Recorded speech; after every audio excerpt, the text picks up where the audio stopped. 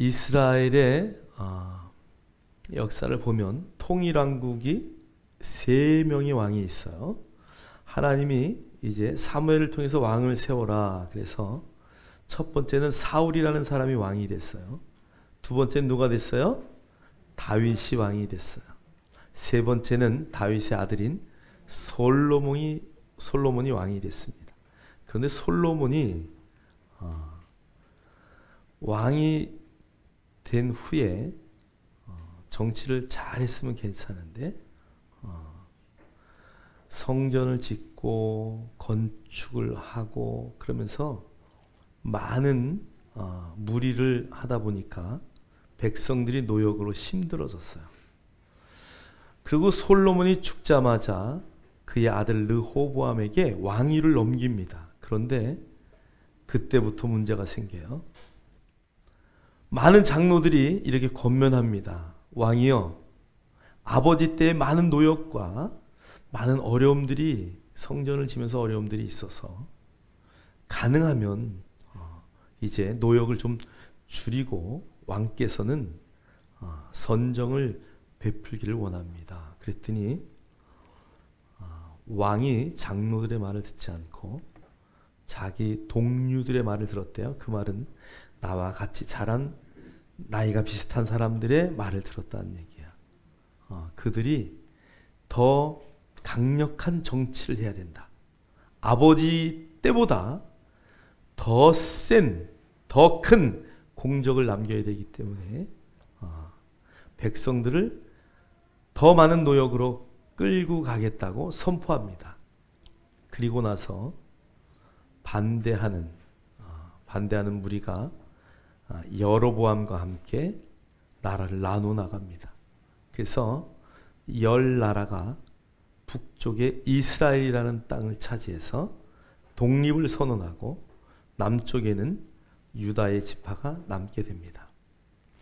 자, 그러니까 이스라엘이 둘로 이제 완전히 쪼개지게 돼요. 그래서 그때부터는 북이스라엘, 남유다라고 이스라엘 나라를 칭하게 됩니다.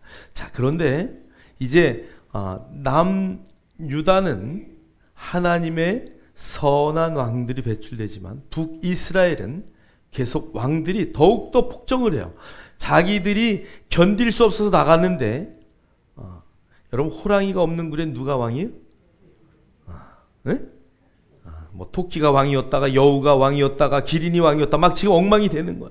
그래서 왕을 죽이고 또 왕이 돼서 일주일 만에 왕이 죽고 막. 그래서 여러분, 남북의 왕조를 보면은 북왕조에는 20명의 왕이 있어요. 남왕조에는 19명의 왕이 있어요. 그런데 북이스라엘은 한 명도 선한 왕이 없어요. 놀라지도 않으시네. 한 명도 선한 왕이 없어요. 남유다에는 그래도 8명의 선한 왕이 하나님의 말씀대로 나라를 좀 통치하려고 애를 쓰는 모습들이 보여요. 그 남쪽의 왕조를 통해서 하나님의 나라는 세워지게 됩니다. 오늘은 북이스라엘에 엘리야라는 선지자가 있었어요. 아합 왕 때, 그 아합 왕은 이방 여인 이세벨과 결혼을 했어요. 이세벨은 결혼을 해서 오면서 많은 우상들을 끌고 들어왔어요. 물론 솔로몬 때도 많은 우상들이 들어왔지만 아합 왕 때는 극치를 이룰 때예요. 그래서 하나님이 분노하셨어요. 엘리야 선지자를 통해서 이렇게 말씀하셔요. 야, 엘리야야, 너 오늘 아합에게 가서 네가 내 말을 듣지 않으니 3년 동안 이 땅에 기근이 올 것이다 라고 선포해라. 엘리야가 아합 왕에게 가서 선포를 합니다. 내가 앞으로 말하지 않으면 이 나라에는 기근이 올 것이다. 그러면서 나를 찾지 말라고 그리 시냇가로 숨어버려요. 시냇가에 숨어 있을 때 하나님이 엘리야를 어떻게 먹이셔요? 까마귀 떼를 동원하셔서 엘리야를 먹이십니다. 그런데 어느 날 까마귀 떼가 떨어진 거예요.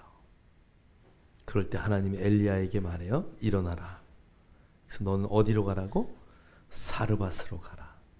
그리고 그 과부에게 가서 먹을 것을 달라고 해라. 사르밧도 굉장히 어려운 시대죠. 기근이 거의 지금 1년이 지나고 2년이 되는 상황이니까 굉장히 힘든 시기예요. 과부가 먹을 게 있을까 없을까? 과부의 집에 갔는데 가루 한 움큼에 기름 몇 방울 남아 있어요. 엘리야가 가가지고 그 과부에게 말합니다. 당신이 먹으려고 하는 그 밀가루, 그 가루에다가 기름을 넣어서 맛있게 빵을 만들어서 나에게 가져와라. 그러니까 과부가 울면서 이것 먹고 우리 아들하고 이제 죽으려고 했는데 당신이 어떻게 이걸 달라고 하느냐. 목사님이 신방을 갔는데 먹을 것이 하나도 없는 집에 가가지고 그거 내가 뺏어 먹으면 그 집 죽는데 가가지고 그거 내놓으라 그러는 거야. 근데 이 여인이 믿음으로 엘리야를 공개합니다.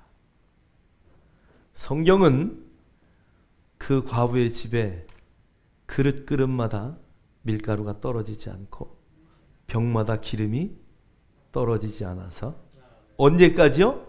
가뭄이 끝날 때까지. 할렐루야. 여러분, 그런 믿음의 역사가 있기를 주의 이름으로 축원합니다.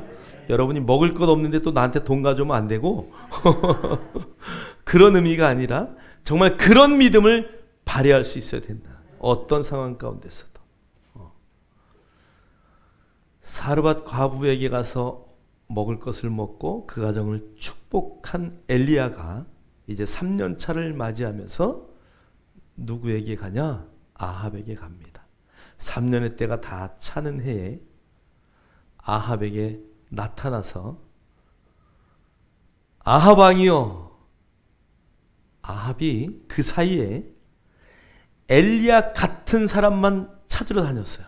왜 찾으러 다녔을까요? 고문을 해서라도 가뭄이 멈춰라라고 말하게 하려고. 왜요? 엘리야가 내가 내 입으로 이제 가뭄은 떨어질 것이다라고 말하지 아니하면 이 나라에는 가뭄이 그치지 않을 것입니다라고 말했기 때문에 엘리야 같은 사람을 잡아다가 막 죽이는 거예요. 그리고 엘리야를 찾고 찾았는데 엘리야를 찾지 못했어요. 근데 3년 동안 기근이 와서 겨우 백성들이 다 죽어가고 기근이 와서 막 어떻게 할지 모르는 찰나에 엘리야가 왕 앞에 나타나서 왕이요. 그러니까 얼마나 좋아요. 그죠? 죽이려고 달려드는 거예요. 내가 너 기다렸다. 그런데 엘리야가 이런 제안을 합니다. 당신이 잘못된 우상들을 섬기기 때문에 하나님이 이런 기근을 주신 것이다. 내 말이 중요한 게 아니라 하나님께서 벌하셨기 때문에 그런 거다. 그러니까 지금 갈멜산으로 아세라상을 모시는 사람들, 바알신을 모시는 사람들을 다 모아라. 그래서 갈멜산에 모든 이방신을 섬기는 자들 다 모으는 거예요. 숫자를 세어보니까 바알신을 섬기는 사람이 450명. 몇 명이요? 그 다음에 아세라신을 섬기는 자가 몇 명? 400명. 그래서 850명이 모였어요. 그러니까 그 나라에 있는 이스라엘에 있는 모든 거짓 선지자들, 무당 같은 우상을 섬기는 자들 다 모인 거예요. 그래서 바알, 아세라 그들을 모아놓고 엘리야가 이렇게 말해요. 여기에 제단을 쌓고 그 위에다 제물을 놓은 다음에 누구의 신이 옳은지 거기에 불을 내렸을 때 그 불을 내려서 제물을 태울 때 그 신이 옳은 신이지 않겠느냐. 그러니까 너희 850명은 제단을 쌓고 먼저 너희 신들에게 구하라. 그래서 너희들이 만약 그 신이 불을 내리면 내가 모시고 있는 하나님이 잘못된 하나님이고, 만약에 그 불을 내리지 않는다면 우리 하나님이 어떤 하나님인지 내가 보여주겠다. 그래서 850명이 성경을 보면 오전에 9시부터 오후 3시까지 불을 내려달라고 850명이 각자의 신에게 부르짖습니다. 바알 신에게, 아사라 신에게, 그 다음에 각자의 신들에게 부르짖고 춤을 추고, 그러다가 안 되니까 자기의 몸을 칼로다가 벼가면서 막 춤을 추는 거예요. 그런데 오후 3시가 다 됐는데도 불이 내리지 않는 거예요. 그럴 때 엘리야가 나타납니다. 자, 이제 너희들 할 만큼 했지? 이제 내가 우리의 하나님을 보여주겠다. 그래서 제단을 다시 수축하고 그 위에 제물을 올려놓고, 그 다음에 옆에는 일꾼들을 시켜서 도랑을 파라 그래요. 도랑을 쫙 파요. 그리고 물을 7동이를 갖다 부어요. 여러분, 제단 위에 물을 분 이유가 뭐예요? 인위적인 방법으로는 불이 붙을 수 없다는 것을 보여주기 위해서. 그래서 성경에 보면 도랑에 물이 가득 찼다 그래요. 그리고 하나님 앞에 불을 내려주소서. 기도할 때에 그 불이 얼마나 강력한지, 제단에 제물만 태운 것이 아니라 도랑에 있는 물까지 다 말려버렸다고 성경은 말씀하고 있어요. 그 이후에 엘리야는 850명을 한 명도 도망가지 못하게 잡아놓고 다 그 백성들이 죽이도록 명령합니다. 그러니까 1대 850의 전쟁에서 승리한 엘리야. 할렐루야. 얼마나 멋집니까? 그런데 이 엘리야가 이제 왕에게 말합니다. 왕이여, 이제 하나님이 비를 주실 것입니다. 그리고 손바닥만한 구름을 종을 통하여 보게 하고, 그 손바닥만한 구름을 봤을 때 아합에게 말합니다. 왕이여, 빨리 갈멜산을 내려가십시오. 이제 비가 쏟아질 것입니다. 그리고 자기는 뛰어내려가. 엘리야는 축지법을 썼다는 얘기죠. 할렐루야. 그렇게 멋진 엘리야, 850명과의 전쟁에서 승리한 엘리야가 아합의 부인 이세벨이 네가 850명을 그렇게 죽였듯이 이세벨이 내가 오늘 당신의 목숨을 그렇게 빼앗을 거다. 여러분, 850명의 생명을 죽일 정도로 담대했던 엘리야가 그 이세벨의 말 한마디에 껌뻑 죽어가지고 도망가는 거야. 이거 완전 코미디 아니에요? 저는 이걸 읽으면서 또 묵상하면서, 야, 이거는 완전 1급 코미디다. 850명을 죽였던 그 담대했던 엘리야. 그런데 그 왕의 부인 이세벨의 그 한마디에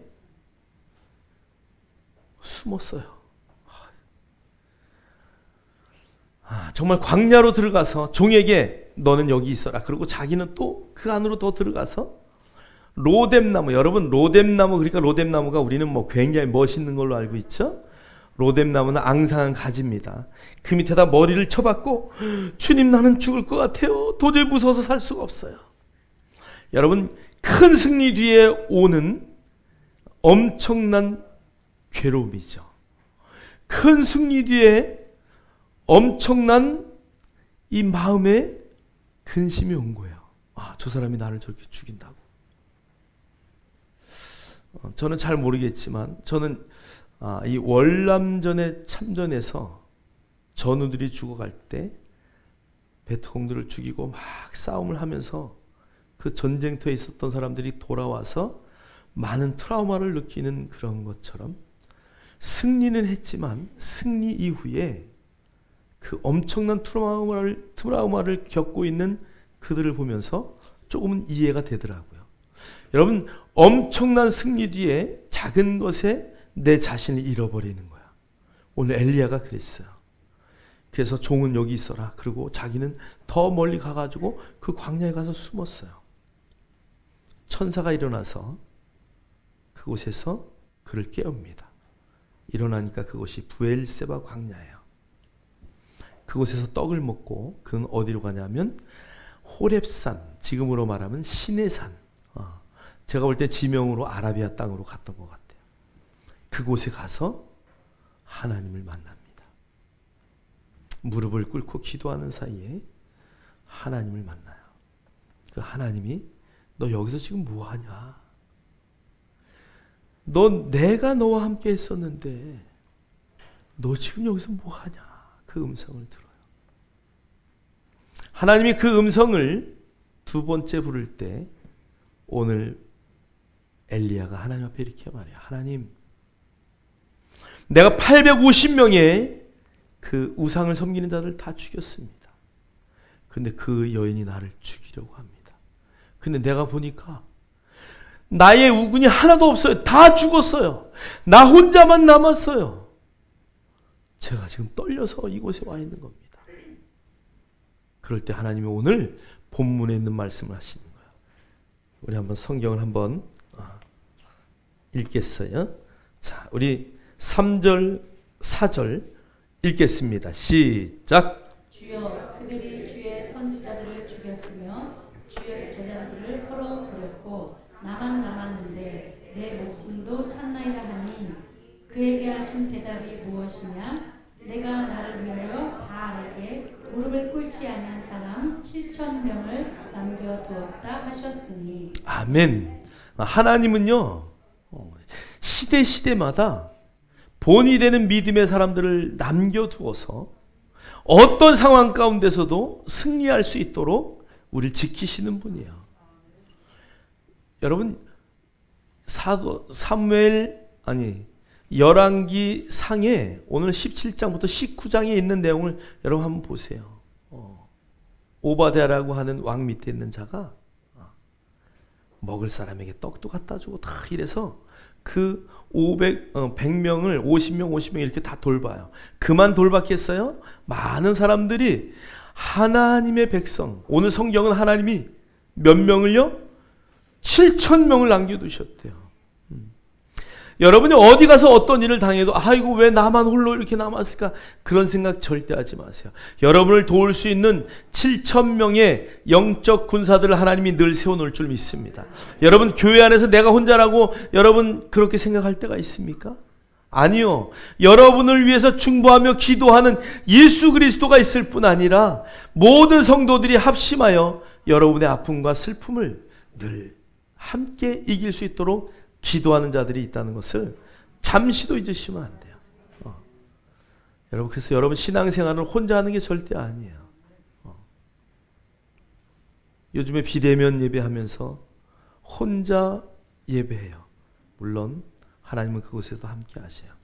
그러나 성도들이 함께 할 때에 더 놀라운 하나님의 기름 부으심이 우리 가운데 넘칠 것을 확신합니다. 그래서 여러분 정말 이 임파테이션이라고 하는 함께 예배할 때에 또 강단에 얼굴을 맞이하고 하나님이 부으시는 그 놀라운 은혜들은 더욱더 크다는 것을 여러분 절대 잊지 않기를 주의 이름으로 축복합니다. 자, 그래서 오늘 성경에 보니까 바알에게 무릎 꿇지 아니한 사람 7,000명을 남겨뒀다는 것을 여러분 절대 잊지 않기를 주의 이름으로 축원합니다. 자, 우리 누가복음 16장 30절로 31절 읽겠습니다. 시작. 이르되 그렇지 아니하나이다. 아버지 아브라함이여, 만일 죽은 자에게서 그들에게 가는 자가 있으면 회개하리이다. 이르되 모세와 선지자들에게 듣지 아니하면 비록 죽은 자 가운데서 살아나는 자가 있을지라도 권함을 받지 아니하리라. 아멘. 오늘 이 성경은 나사로 거지 나사로와 부자와의 관계 가운데 부자가 있는데 부자 밑에서 나사로는 늘 음식을 떨어진 것을 누구와 싸웠어요? 개하고 싸우면서 그걸 음식을 얻어먹었던 사람이에요. 그런데 죽어서 둘 다 천국에 갔을 때 아브라함 품에 누가 있어요? 나사로는 거지지만 이름도 있어요. 그런데 그 부자는 이름도 없어요. 저 음부에 떨어져 있는 거예요. 그 부자가 너무 뜨거워, 나 물 한 방울만 내 입에다 어떻게 좀 떨겨줄 수 없냐? 근데 천국과 지옥은 문제가 뭐냐면 서로 볼 수 있다는 게 문제예요. 안 보면 차라리 괜찮은데 내가 아는 부자가 저기 있구나. 부자는 이야, 저기 거지가 저기 가서 아브라함 품에 있네. 야 나사로야, 물 한 방울만 떨겨줘라. 우리 사이가 너무 멀어서 물을 떨길 수가 없다. 그리고 그곳은 구렁이 깊어서 내가 갈 수가 없어요. 그러니까 이 밑에 있는 부자가 내가 부탁하는데 내 친척들이, 내 아들들이, 내 자녀들이, 내 모든 아는 사람들이 이곳에 오지 않았으면 좋겠어. 그러니까 나사로를 아브라함이여 제발 좀 내가 살던 집에 보내면 저 거지 나사로가 온 줄 알지 않겠습니까? 나사로가 가서 이 상황을 좀 가서 좀 전하게 하세요. 그러면 그들이 예수 믿을 겁니다. 그리고 아브라함에게 막 부탁하고 간청하는 거예요. 그런데 오늘 아브라함이 오늘 천상에서 이렇게 말하는 거예요. 죽은 자들에게, 그들에게는 가는 자가 있으면 회개하리라. 그러고 말하니까 모세와 선지자들에게 듣지 아니하면 비록 죽은 자 가운데 살아난 자가 있을지라도 고난을 받지 아니하리라. 그러니까 죽은 나사로가 벌떡 살아나서 가가지고 복음을 전하면 얼마나 잘 받겠습니까? 그런데 절대 그렇지 않다는 거야. 모세와 누구에게 들으라고요? 선지자에게 들으라. 이 시대는 모세와 선지자들이 벌써 다 죽은 때예요. 그럼 누구를 말하는 거예요?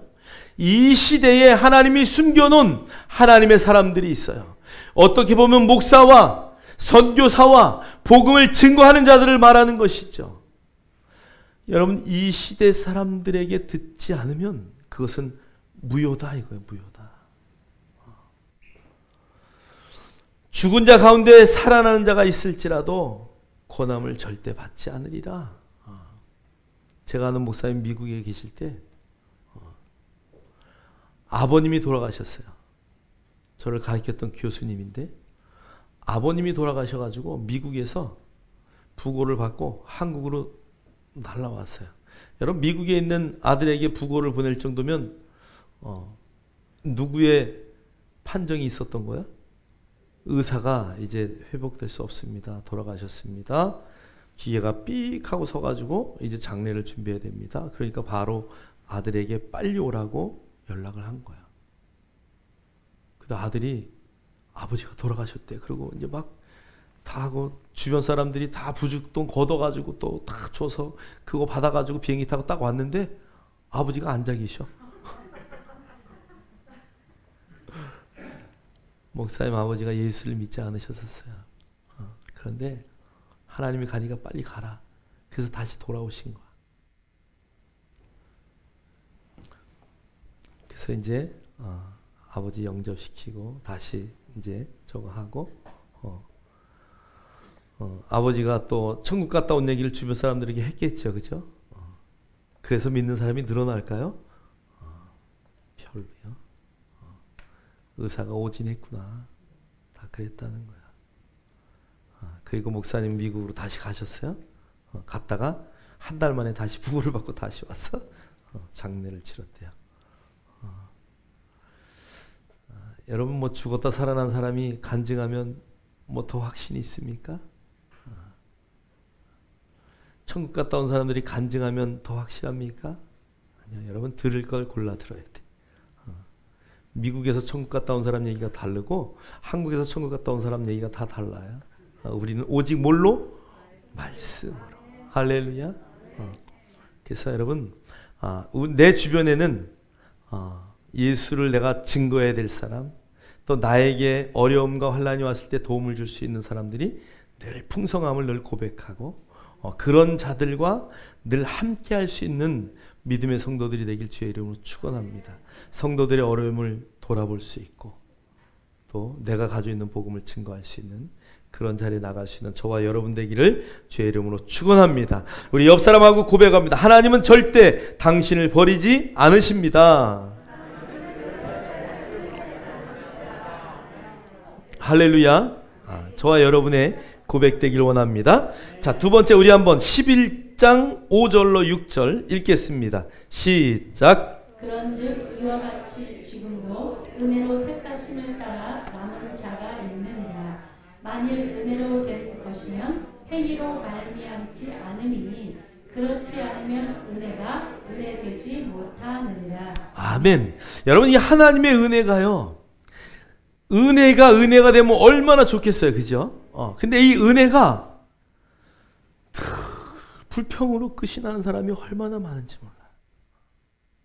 여러분의 인생에 모든 삶을 살아갈 때에 정말 은혜가 은혜되어서 하나님 앞에 온전한 영광을 드리는 믿음의 성도들이 되기를 주의 이름으로 축원합니다.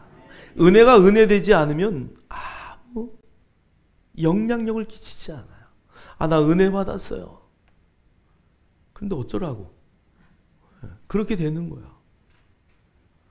은혜가 은혜된다는 것이 무엇인지를 다시 한번 말씀을 통해서 확신하고 정말 우리 안에 있는 은혜가 은혜로 늘 많은 사람들에게 영향을 끼칠 수 있는 놀라운 축복이 되기를 주의 이름으로 축복합니다. 자, 오늘 말씀한 의미를 로마서 4장 4절은 이렇게 말해요. 일하는 자에게는 그 삭시 은혜로 여겨지지 아니하고 보수로 여겨지거니와. 그러니까 내가 뭔가를 막 한 것은 은혜가 아니죠.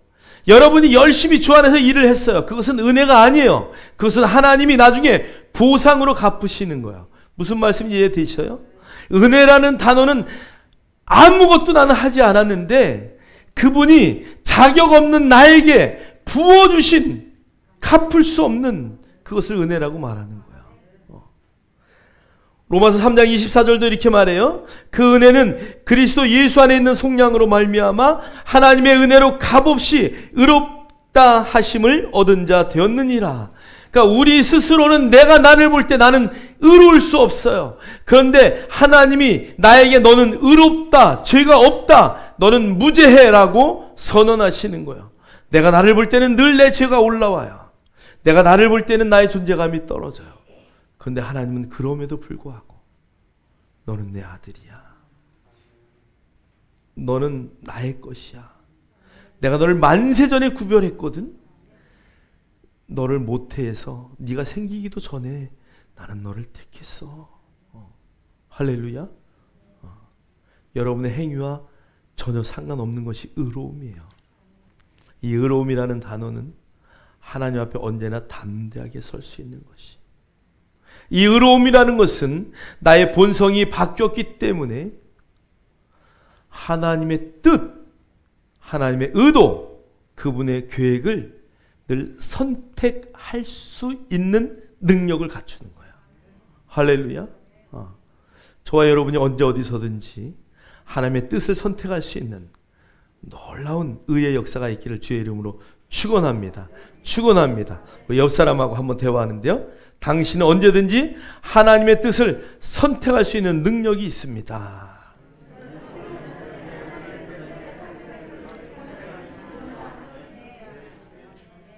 할렐루야.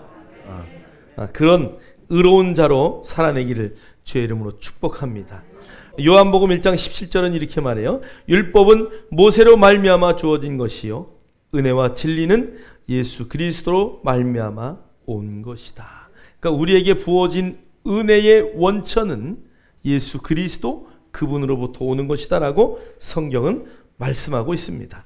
자, 로마서 6장 14절로 15절 읽겠습니다. 시작. 죄가 너희를 주장하지 못하리니 이는 너희가 법 아래 있지 아니하고 은혜 아래 있음이라. 그런즉 어찌하리요? 우리가 법 아래 있지 아니하고 은혜 아래 있으니 죄를 지으리요? 그럴 수 없느니라. 아멘. 아멘. 죄인의 특징은 죄에 대해서 자유한 거예요. 의인의 특징은 의에 대하여 자유한 것입니다.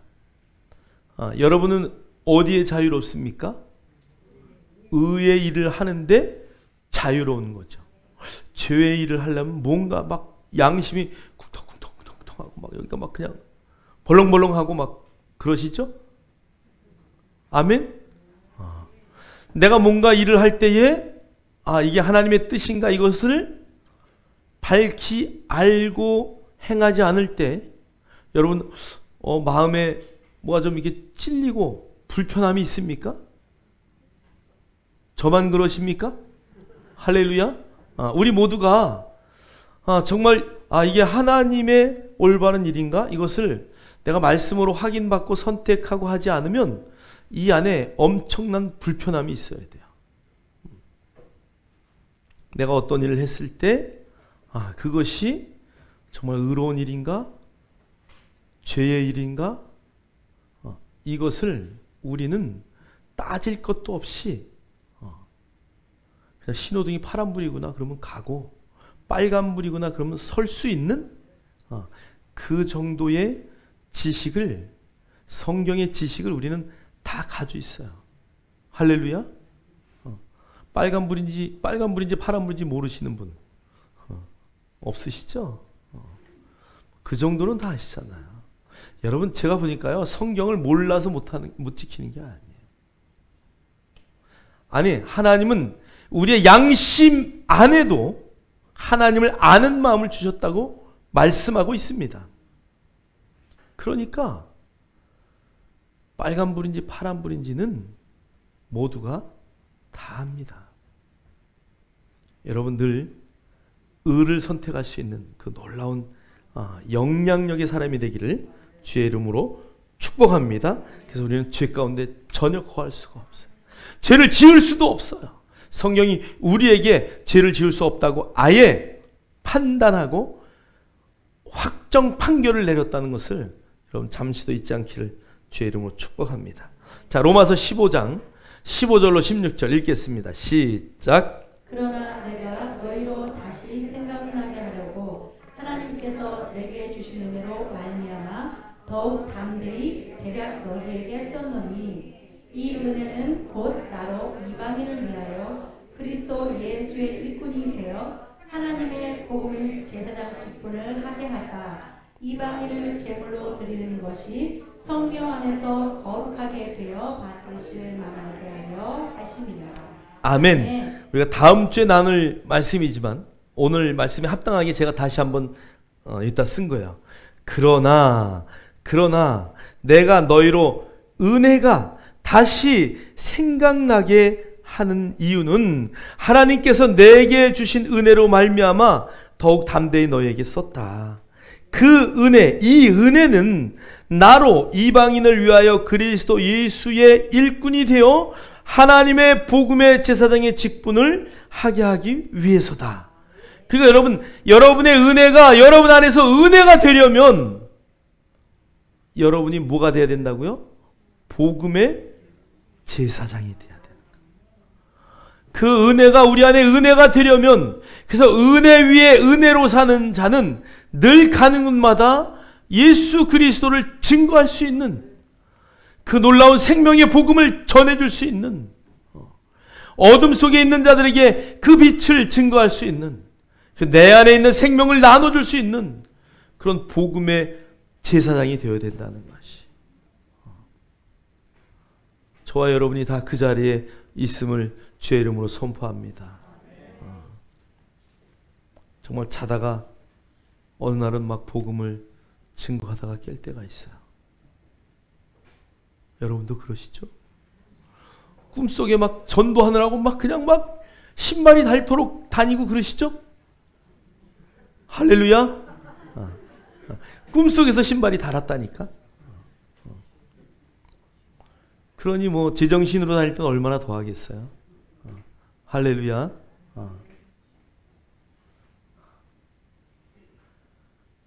꿈속에서 막 세게 기도하다가 예수의 이름으로 하다가 그냥 사모를 목을 탁 친 거야. 우리 승철 형제가 막 잠꼬대를 또 그냥 막 방언으로 하신다며. 요즘에는 방언으로 막 잠꼬대를 해가지고 옆에 자는 사람을 막 깨우는 거야. 할렐루야. 여러분, 어디에 있든 무엇을 하든 여러분 안에 주신 그 은혜가 되려면 복음의 제사장으로서 쓰임받는 저와 여러분이 되어야 될 줄 믿습니다. 여러분 안에 복음이 증거될 때 여러분의 믿음은 더 큰 믿음으로 나가는 거예요. 그래서 은혜 위에 은혜를 이루려면 우리의 입술이 늘 복음의 입술로 변화되어서 무엇을 하든 어디에 있든 오직 예수, 할렐루야, 그 예수를 증거하기를 주의 이름으로 축원합니다. 우리 모 집사님은 가는 곳마다 일하러 어디 가면 꼭 주인한테 목사님을 소개하면서 또 그냥 막 열심히 전도하는 분이 있어요. 목사님 와보세요. 빨리 와보세요. 여기 사장님 예수 믿어야 됩니다. 정말 어디에 있든지 무엇을 하든지 나를 보지 말고 하나님이 나를 어떻게 보시느냐에 여러분의 초점을 집중하시고 정말 복음을 늘 삶 가운데 드러내는 믿음의 역사들 있기를 주의 이름으로 축원합니다. 자, 은혜가 은혜된 사람은요, 실패해도 그것이 풍성하고 충만함으로 늘 나타나게 되어 있어요. 자, 우리 한번 성경 말씀 11, 12절 읽겠습니다. 시작. 그러므로 내가 말하노니 그들이 넘어지기까지 실족하였느냐? 그럴 수 없느니라. 그들이 넘어짐으로 구원이 이방인에게 이르러 이스라엘로 시기나게 함이니라. 그들이 넘어짐이 세상의 풍성함이 되며 그들의 실패가 이방인의 풍성함이 되거든 하물며 그들의 충만함이리요. 예, 아멘. 오늘 이스라엘 백성들이요, 예수님을 십자가에 못 박았습니다. 유대인 학살의 장면들을 보면 사실 그 히틀러가 그것을 명령 내릴 때는 우리가 역사적으로 좀 본다면 저들은 누구를? 예수 그리스도를 십자가에 못 박은 자들이다라는 것을 앞세웁니다. 물론 정치적으로 이용한 면이 있죠. 그래서 유대인들을 죽일 때 그냥 뭐 개, 돼지 뭐 이런 거보다 더하게 막 그냥 죽여버리죠. 역사적으로 보면 참 그런 안타까움들이 있어요. 십자군 전쟁도 그렇고요. 예수의 이름으로 나가지만 여러분, 예수의 이름으로 사람을 죽이는 게 그게 제대로 된 전쟁입니까? 아무리 복음은 무저항주예요. 복음은 비폭력이에요. 복음은 살인과 폭력을 절대 수반하지 않아요. 여러분, 우리 스데반을 한번 보세요. 예수 그리스도를 증거하다가 돌에 맞아요. 죽으면서까지도 조금도 요동하지 않아요. 아니, 나 같으면 돌이 날라와 주워가지고 막 던지지. 이것들이 그냥 내가 지금 예수를 증거하는데. 그런데 스데반은 그 돌을 다 맞아요. 여러분, 성경을 자세히 보세요. 스데반이 돌에 맞을 때 예수님이 그 보좌에서 앉아있다가 벌떡 일어나셔요. 아니, 넌 집사야. 목사도 아니야. 너 장로도 아니야. 너 집사잖아, 집사. 근데 네가 그런 믿음을 보여? 예수님이 깜짝 놀라가지고요, 스데반의 영혼을 눈물로 받아요. 여러분, 어떤 경우도 예수를 증거하는 사람은 폭력을 할 수 없는 거야. 이스라엘을 핍박하고 또 그것 때문에 이스라엘들이 예수를 믿기를 더 거절하는 일들이 그래서 오늘 현실적으로 이루어진 거야. 그러나 하나님은 그 이스라엘을 선민으로 택했기 때문에 지금도 그들을 사랑하시고 끝까지 그들을 놓지 않으셔요. 이스라엘 백성들만 전문으로 전도하는 목사님들이 계셔요. 왜 그런 마음을 주셨을까요? 성경에 마지막 때에 그들이 돌아올 것을 알기 때문에. 오늘 성경은 그들로 시기나게 하고 우리가 잘됨으로 우리가 예수를 열심히 믿고 하나님이 살아계셔 이것을 보여주기 위해서 그들을 시기나게 하기 위한 시기의 도구예요. 그런데 우리가 그 큰 은혜로 말미암아 우리가 복음을 증거하고 거꾸로 그들이 복음이 들어갈 때에 얼마나 더 충만한 하나님의 나라가 오겠느냐, 그것을 오늘 성경은 우리에게 말씀하고 있어요. 여러분, 어떤 자라도 거꾸로 영적으로 봤을 때 예수 믿는 자가 실족하고 넘어지고 실패했다 할지라도 하나님은 그것을 통해서 더 큰 일을 이루시고, 할렐루야, 그것을 통해서 더 큰 은혜를 베푸실 것을 성경은 우리에게 말씀하고 있는 거야. 오늘 저는 베드로의 말씀을 성경에 써놨어요. 베드로는 어부입니다.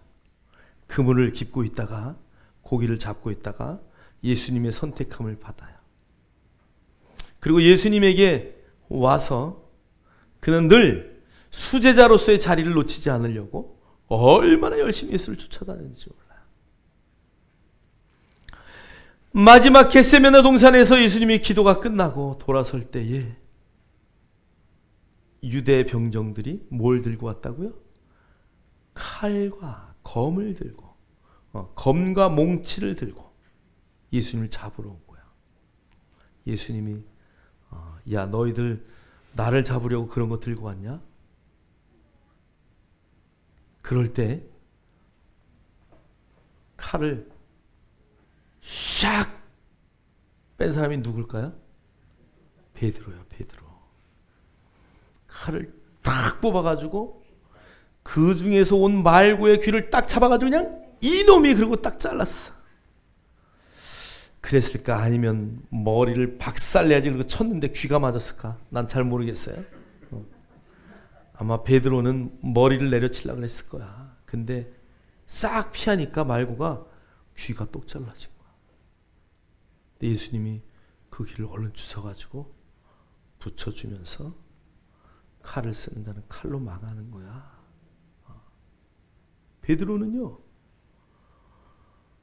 이거 주는 그리스도시여 살아계신 하나님의 아들입니다. 그래 놓고 예수님이 내가 이제 네가 정말 성령을 통해서 그런 고백을 했구나. 나 이제 죽으러 가야 돼. 나 예루살렘에 가서 십자가 져야 돼. 그랬더니 여러분 우리 성경에는 미화에서 정말 좋게 기록해 놓은 거예요.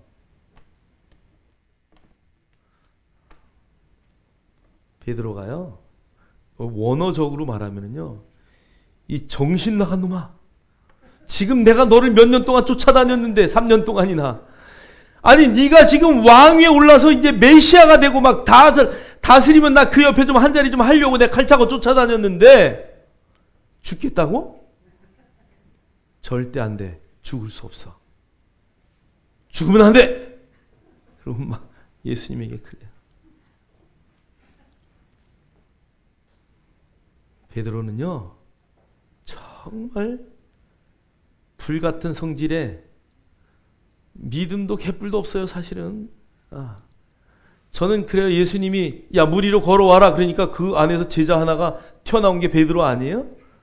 보여주려고 튄 거야, 사실. 막 가다가 파도가 움직이니까 주여! 그러니까 주님이 건지면서 뭐라 그래요? 믿음이 작은 자야. 그에게는 겨자씨보다도 작은 믿음이 있었어요.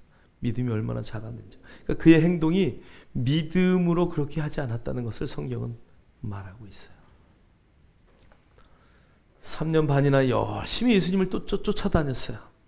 근데 마지막 예수님이 붙잡혀가고 이제 십자가에 달려 돌아갈 환경에 놓여 있는데 베드로는 허탈한 거예요. 3년 반이나 이제 내가 한 자리 좀 하려고 쫓아다니 그분이 이제 진짜 가는구나. 그러고 가가지고 어디 보니까 장작개필 펴놨어. 따뜻하게.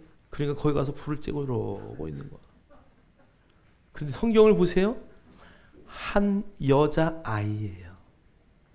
성경에는 여자아이. 보통 아이라고 하면 유대인들은 여자아이는 16살 이하예요.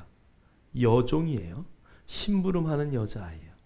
그 여자아이가 아니 당신은 예수님과 같이 다니던 야야 말하지 마. 야, 나는 그 사람하고 아무 상관도 없어. 그리고 그냥 딱 거절하는 거야. 무리들이 얘기하니까 저주받는 말 하지 마라. 내가 그 사람을 알면 난 저주받을 사람이야. 그러면서 그 자리를 3번이나 부인하고 빠져나와요. 그 이전에 주님이 네가 닭 울기 전에 나를 3번이나 부인하리라. 여러분 베드로는 우리와 동일하지 않아요? 나와 똑같지 않은가요? 어떨 때는 내 모습을 보면 이 안에 베드로가 보여. 아이고 너 이랬다 저랬다 뭐 그냥 막 주는 그리스도시오 막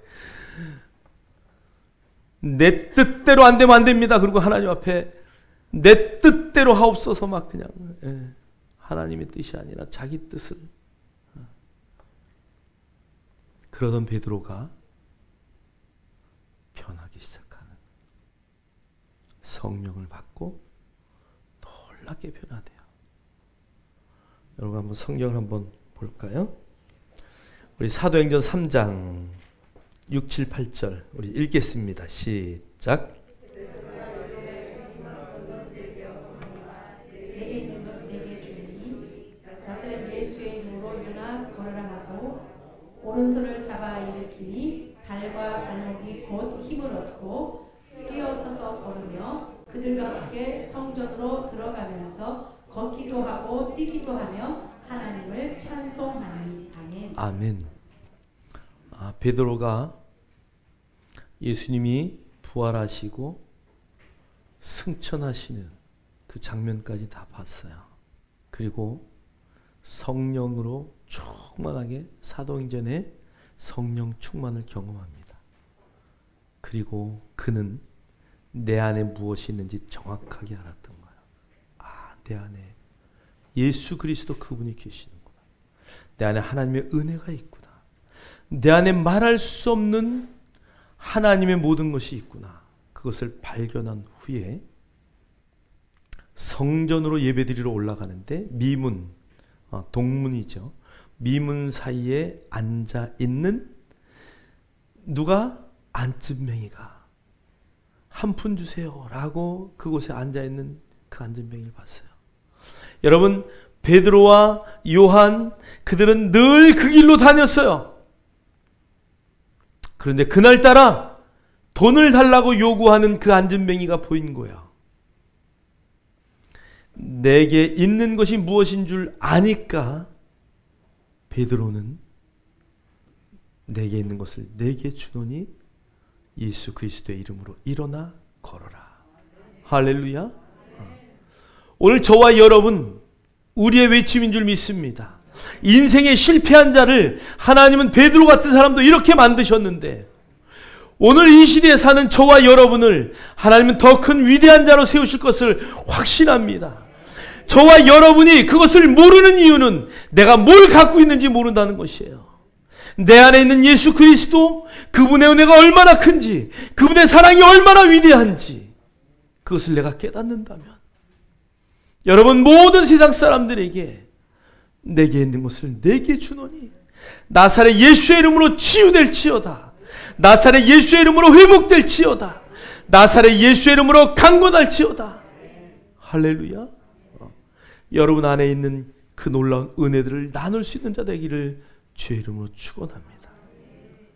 내 안에 무엇이 있는지를 여러분 하나님의 말씀으로 다시 확인하고 하나님의 말씀으로 양육받고 여러분 인생이 아무리 어렵고 환난이 오고 세상이 늘 변한다 할지라도 내 안에 있는 것이 무엇인 줄 안다면 우리는 능히 승리하는 베드로와 같은 쓰임받는 하나님의 자녀가 될 것을 저는 확신합니다. 기도합니다. 하나님 감사합니다. 오늘도 우리 안에 은혜로 주신 것들이 너무 많은데 오늘 엘리야처럼 떨고 있지는 않습니까? 환경을 바라보고 하나님 나 외에는 아무도 없다고 하나님을 바라보며 원망하며 골방에서 슬퍼하고 있지 않습니까? 하나님 엘리야를 다시 세웠던 그 마지막 사명까지 다하게 하시고 하늘나라로 불병거로 하나님 올리셨던 것처럼 절대 버리지 아시하는 절대 우리를 버리지 아니하시는 그 하나님을 믿음의 눈으로 바라보게 하옵소서. 하나님 내 안에 주신 은혜들을 늘 바라봄으로 오늘 베드로같이 인생에 실패했다 할지언정 하나님 그 실패가 하나님 앞에 영광이 되게 하시고 하나님의 말씀을 통하여 주님의 음성을 통하여 내가 무엇을 가지고 있는지 깨달은 자 되어서 내게 있는 것을 내게 주노니 나사렛 예수의 이름으로 일어나 걸으라고 외쳤던 것처럼 하나님 우리의 입술이 그렇게 외치는 입술 되도록 성령 하나님 인도하여 주옵소서. 어디에 있든지 무엇을 하든지 하나님의 영광의 도구로 마음껏 쓰임받기를 원합니다. 내가 하나님의 말씀으로 양육받아서 내가 누구인지, 내가 무엇을 갖고 있는지, 내가 갖고 있는 것을 어떻게 흘려보낼 것인지를 다시 한번 마음판에 새기게 하셔서 마지막 때를 살아가는 하나님의 백성들로서, 마지막 때를 살아가는 하나님의 자녀들로서, 마지막 때를 살아가는 그리스도의 대사들로서 마음껏 쓰임받게 하옵소서. 예수 그리스도 이름으로 감사하며 축복하며 기도하옵나이다.